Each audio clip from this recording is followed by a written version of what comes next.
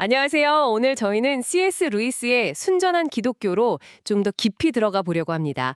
특히 많은 분들이 좀 어렵다고 느끼시는 삼위일체 하나님에 대한 루이스의 설명을 한번 파헤쳐 볼까 해요. 이게 워낙 복잡한 개념이잖아요. 그래서 루이스가 이걸 어떤 비유로 또 어떤 논리로 풀어냈는지 그 핵심을 좀 같이 보려고 합니다. 네, 그의 생각을 한번 따라가 보시죠. 보통 사람들이 하나님은 인격 그 이상이어야지 이렇게 생각하기 쉬운데 루이스는 여기서 좀 조심해야 한다고 했다면서요? 네, 맞습니다. 그게 아주 중요한 지적인데요. 루이스가 보기에 사람들이 인격 이상이라고 말은 하면서 실제 머릿속으로는 하나님을 어떤 막연한 힘이나 자연 법칙 같은 거 있잖아요. 아, 네네. 비인격적인 거요? 그렇죠. 그런 비인격적인 존재. 그러니까 사실은 인격보다 아래의 개념으로 생각하는 경향이 있다는 거예요. 말은 넘어선다고 하는데 생각은 오히려 더 단순화시키는 거죠. 여기서 루이스의 핵심은 기독교가 말하는 삼위일체, 즉 성부, 성자, 성령 세 인격이 한 분의 하나님 안에 존재한다는 이 개념이야말로 진짜 인간의 한계를 넘어서는 진정한 의미의 초인격적 신개념이다. 이렇게 주장하는 겁니다. 와, 초인격적이라 이게 말은 멋있는데 솔직히 머릿속에 잘 안 그려지거든요. 이걸 좀 더 쉽게 이해할 만한 방법은 없을까요? 루이스가 여기서 아주 기가 막힌 비유를 썼다고 들었어요. 네, 그게 바로 그 유명한 차원 비유죠. 한번 생각해 보세요. 1차원은 그냥 선이잖아요. 네. 근데 이 선들이 모이면 2차원 면, 예를 들어 정사각형 같은 걸 만들 수 있죠. 그리고 이 정사각형 같은 2차원 면들이 또 모이면 3차원 입체, 그러니까 정육면체를 만들고요. 아하, 네네. 그렇죠. 여기서 중요한 게 뭐냐면 차원이 높아질수록 아래 차원의 요소를 그냥 버리는 게 아니라는 거예요. 그걸 포함하면서도 낮은 차원에서는 도저히 상상할 수 없는 완전히 새로운 방식으로 결합한다는 거죠. 정육면체가 여러 개의 정사각형으로 이루어져 있지만 우리가 그걸 보고 여러 개라고 안 하고 하나의 정육면체라고 부르잖아요. 네, 하나의 입체죠. 그런 것처럼 신적인 차원에서는 우리가 아는 한 사람은 한 인격, 이 공식을 넘어서서 세 인격이 정말 신비로운 방식으로 결합해서 한 분의 하나님으로 존재할 수 있다. 이렇게 설명을 시도한 거예요. 아, 그러니까 우리가 아는 셈법 1 더하기 1 더하기 1은 3 이게 아니라 아예 다른 차원의 결합 방식, 존재 방식이다 이런 얘기군요. 네, 정확합니다.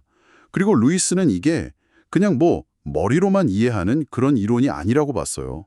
이게 실제 우리 신앙 경험 속에서 특히 기도할 때 아주 생생하게 드러난다고 강조했거든요. 기도 속에서요? 그건 좀 의외인데요. 아니 매일 하는 기도가 어떻게 삼위일체랑 연결된다는 거죠? 한번 생각해 보세요. 우리가 기도할 때 우리는 보통 하나님께 나아가려고 하죠. 그분, 성부 하나님이 기도의 목표잖아요.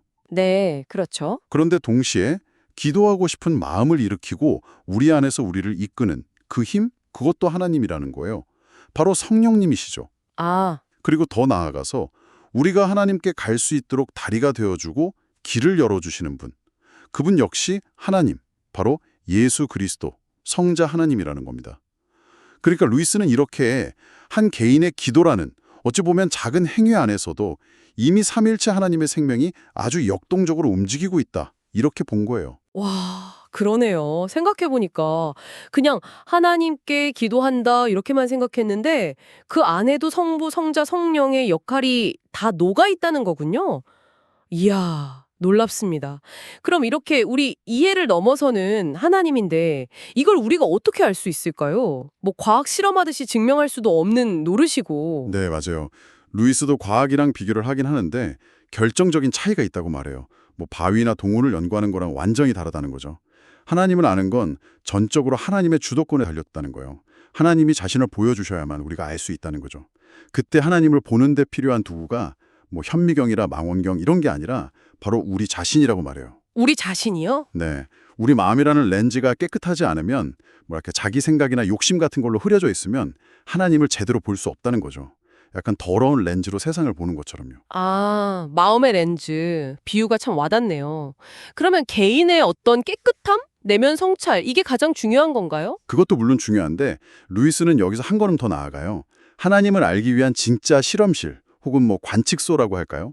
그건 개인이 아니라 함께 하나님을 기다리고 경험하는 그리스도인 공동체, 즉 교회라고 강조합니다. 아, 공동체요? 네, 개인이 혼자 자기 생각만으로 하나님은 이런 분일 거야 하고 새로운 걸 막 만들어내는 시도는 마치 어린애가 장난감 망원경으로 천문학자들이 수세대에 걸쳐 쌓아온 연구 결과를 다 뒤엎는 것과 같다고 좀 강하게 비판해요. 기독교 신학이 좀 복잡하게 느껴지는 건 그게 인간이 지어낸 이야기가 아니라 실제 현실, 그 신적인 실제가 원래 그렇게 심오하고 복잡하기 때문이라고 설명하죠. 아, 들어보니까 루이스는 삼위일체라는 어떻게 보면 정말 신학자들만의 이야기 같았던 개념을 차원 비유나 기도 경험 같은 걸 통해서 우리 실제 삶이랑 되게 가깝게 연결하려고 했었네요. 이걸 뭐 완벽하게 이해할 순 없겠지만 그래도 그게 그냥 막연한 힘이나 에너지가 아니라 초인격적인 실제이고 우리 신앙이랑 직접 연결된다는 걸 보여주려고 한 거군요. 맞습니다. 루이스에게 신학은 그냥 머리로 아는 지식이 아니었어요. 하나님의 본성을 제대로 이해하려고 노력하는 것 자체가 우리가 참여하도록 부름받은 그 신적인 생명 안으로 더 깊이 들어가는 과정, 아주 실제적인 여정이라고 본 거죠. 오늘 C.S. 루이스와 함께한 이 이야기, 당신에게는 어떤 생각을 남겼나요? 루이스는 하나님을 아는 도구가 우리 자신, 그리고 우리가 함께하는 공동체라고 말했습니다. 이걸 신학적인 문제를 넘어서 한번 생각해보면 어떨까요?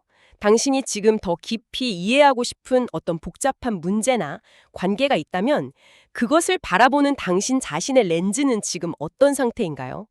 그리고 혹시 혼자만의 생각에서 벗어나 믿을 수 있는 사람들과 함께 그 문제의 실제에 담아가려는 노력은 또 어떤 새로운 문을 열어줄 수 있을까요? 한번 조용히 생각해 볼 만한 질문인 것 같습니다.